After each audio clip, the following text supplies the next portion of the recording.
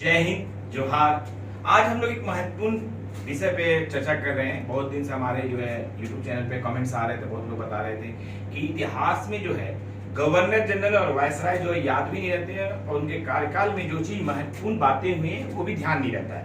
आज मैं शुरू से शुरू करूंगा और दो भाग में इसको बनाऊंगा। पहले जब तक भारत के गवर्नर जनरल थे तब तक, और उसके बाद 1857 के बाद वायसराय जब से हुए तो फिर अगला वीडियो बनाएंगे। आज ये पहला वीडियो बता रहा हूँ। पहला वीडियो में सबसे महत्वपूर्ण बात है कि भारत में जो गवर्नर जो बनना शुरू हुए वो कब से शुरू हुए। तो भारत में नहीं, सबसे पहले बंगाल के गवर्नर बने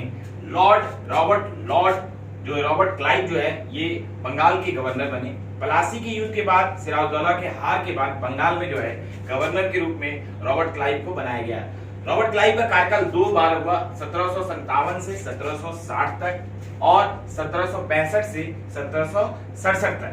तो ये 2 कार्यकाल इन्होंने बंगाल के गवर्नर के रूप में किया था। इस समय केवल बंगाल के ही क्षेत्रों का ये शासन देख रहे थे और ये पहला गवर्नर थे बंगाल के।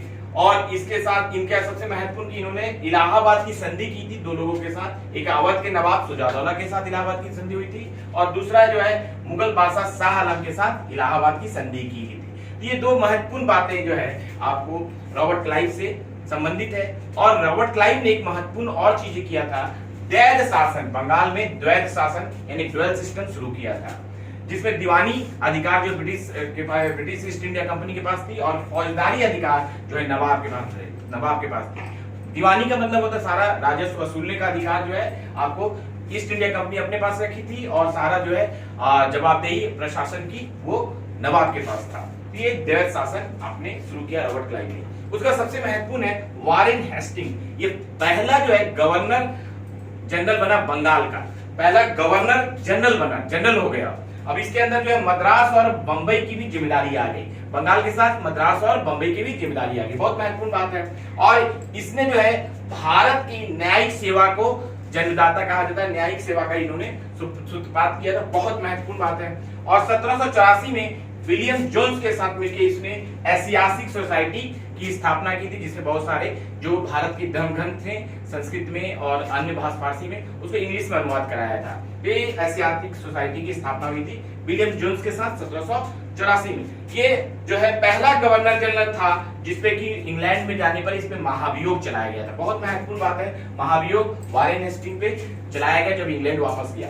उसके बाद सबसे महत्वपूर्ण है लॉर्ड कार्नवालिस। ये बंगाल का गवर्नर जनरल इसको भी कहते हैं और इसको सबसे महत्वपूर्ण है कार्यकाल 1786 से 1793 तक था। ये सिविल सर्विस का जनक बोलते हैं। सिविल सर्विस का ये फाउंडर था। बहुत महत्वपूर्ण बात है। और इसने बंगाल और बिहार में जो है स्थायी बंदोबस्त शुरू किया था, परमानेंट सेटलमेंट किया था जमींदारों के साथ, जिसमें कि जमींदारों को एक 10वां भाग मिलता था, 90% भाग ब्रिटिश सरकार ले लेती थी। ये बहुत महत्वपूर्ण है, स्थायी बंदोबस्त जमींदारों के साथ किया जाता था। उसके बाद महत्वपूर्ण है जॉन सोर, 1793 से 1798 तक था। ये जो है आपको खेड़ा की लड़ाई इसके समय हुआ था निजाम और मराठों के बीच। बहुत महत्वपूर्ण है। ये 1795 में हुआ था खेड़ा की लड़ाई निजाम और मराठों के बीच। बहुत बार पूछा जाता है खेड़ा की लड़ाई किसके बीच हुई, निजाम और मराठों के बीच। और इसने जो है हस्तक्षेप, इंटरफेयर नहीं करने की नीति अपनाई, हस्तक्षेप की नीति अपनाई। बहुत बार क्वेश्चन आता है हस्तक्षेप की नीति किसने अपनाई, तो जॉन सोर ने अपनाया था। बहुत महत्वपूर्ण बात है। उसका सबसे महत्वपूर्ण है लॉर्ड वेलेस्ली। ये बहुत ही महत्वपूर्ण है, 1798 से 1805 तक था। इसने सहायक संधि सब्सिडियरी अलायंस शुरू किया। लेकिन सब्सिडियरी अलायंस पहले फ्रांसीसी गवर्नर थे डुप्ले ने शुरू किया था, लेकिन बहुत अच्छे से इसका इंप्लीमेंटेशन जो है लॉर्ड वेलेस्ली ने किया सहायक संधि का। जो जब प्रश्न आएगा शुरू किसने किया तो डुप्ले मारिएगा, ऐसे सहायक संधि जो है लॉर्ड वेलेस्ली ने शुरू किया था। और लॉर्ड वेलेस्ली ने 1800 ईस्वी में कलकत्ता में फोर्ट विलियम कॉलेज की स्थापना की। बहुत महत्वपूर्ण है। 1800 ईस्वी में फोर्ट विलियम कॉलेज की स्थापना की, जहां असैनिक जो भी आईएएस सिविल सर्विस की तैयारी उसका ट्रेनिंग दिया जाता था, असैनिक शिक्षा सिविल सेवा से संबंधित लोगों को। उसके बाद आया सर जॉर्ज बार्लो। ये 1805 से 1807 था। ये बहुत इसके समय होल्कर के साथ राजपुर घाट की संधि हुई थी। तो ये सर जॉर्ज बार्लो थे जो कि 1805 से 1807 तक थे। इसका सबसे महत्वपूर्ण है लॉर्ड मिंटो प्रथम। ये 1807 से 1813 तक थे। बहुत महत्वपूर्ण है। इसने जो है 1809 में रणजीत सिंह के साथ जो एक संधि की थी, अमृतसर की संधि। बहुत महत्वपूर्ण अमृतसर की संधि रणजीत सिंह के साथ और अंग्रेजों के बीच बहुत महत्वपूर्ण संधि है। इसके बाद देखते हैं लॉर्ड हेस्टिंग जो है 1813 से 1823 तक था। लॉर्ड हेस्टिंग जो है इसके समय अंग्रेज और नेपाल का युद्ध हुआ था 1814 से 16 के बीच, और संगोली की संधि हुई थी। बहुत महत्वपूर्ण है, संगोली की संधि किसके बीच हुई? अंग्रेज और नेपाली के बीच। तो ये बहुत महत्वपूर्ण है। और इसके समय पिंडारियों का दमन भी किया था। आपको बहुत महत्वपूर्ण है, पिंडारी जो थे लूटमार करते थे, इनका भी दमन किया गया था।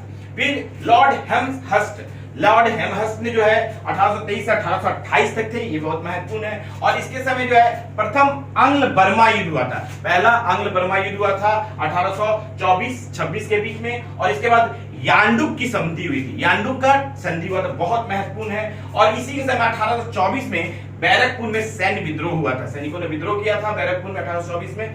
तो ये लॉर्ड हेमस्टर है। इसके बाद सबसे महत्वपूर्ण आया लॉर्ड विलियम बेंटिक, बहुत ही महत्वपूर्ण है। इसके समय ये 1828 से 1835 तक था, और ये इसी के समय चार्टर 1833 चार्टर एक्ट आया, और उसी से जो है भारत का जो है गवर्नर जनरल इसको बोला जाने लगा।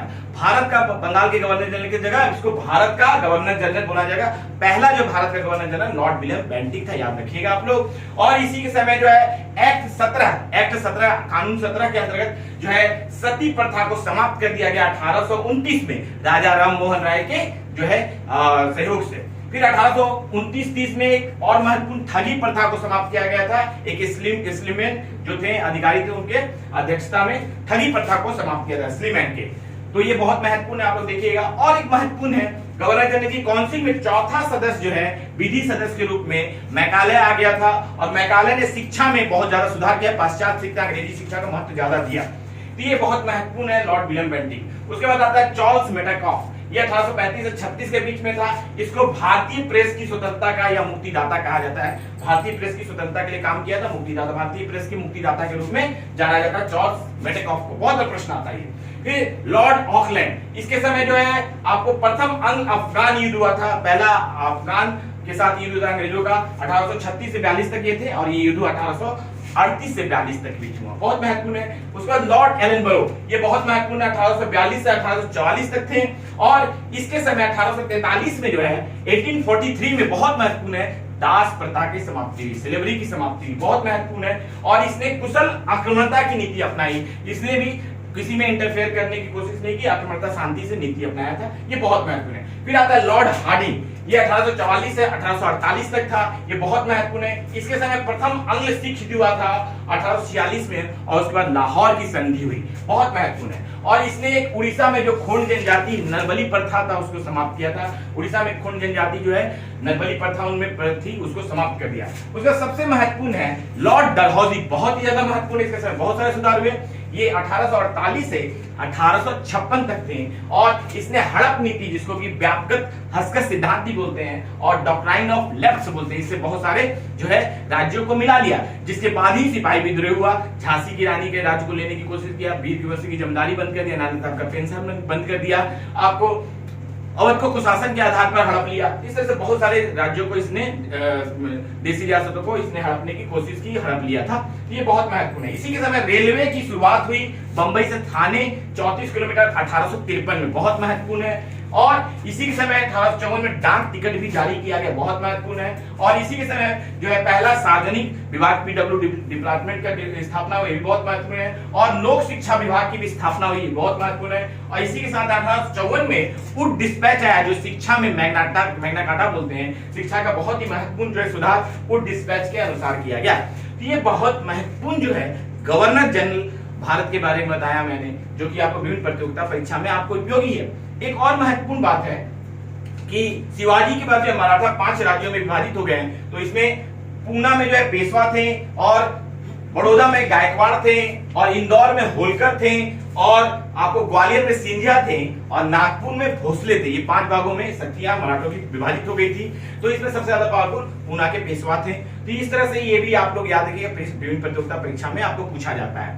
तो इस तरह से भारत के गवर्नर जनरल का पहला वीडियो मैंने बना दिया। अब नेक्स्ट वीडियो जो है भारत में जो है 1857 के बाद जो है जो लॉर्ड कैनिंग, जो भारत का अंतिम गवर्नर जनरल था, उसी को भारत का पहला वायसराय बनाया गया, उससे हम लोग शुरू करेंगे। आप लोग का बहुत बहुत धन्यवाद। आप लोग हमारे चैनल को इसी तरह सब्सक्राइब कीजिए और बेल आइकन दबा दीजिए, जो भी नोटिफिकेशन आपको आएगा मिल जाएगा, जिससे कि आप नए नए वीडियोस देख सकें। और हर वीडियो के लिए आप कमेंट्स कीजिए, और कोई वीडियो बनाना उस पर भी कमेंट्स कीजिए, तो मैं उस तरह से आपको वीडियो बनाऊंगा। आप लोग का बहुत बहुत धन्यवाद।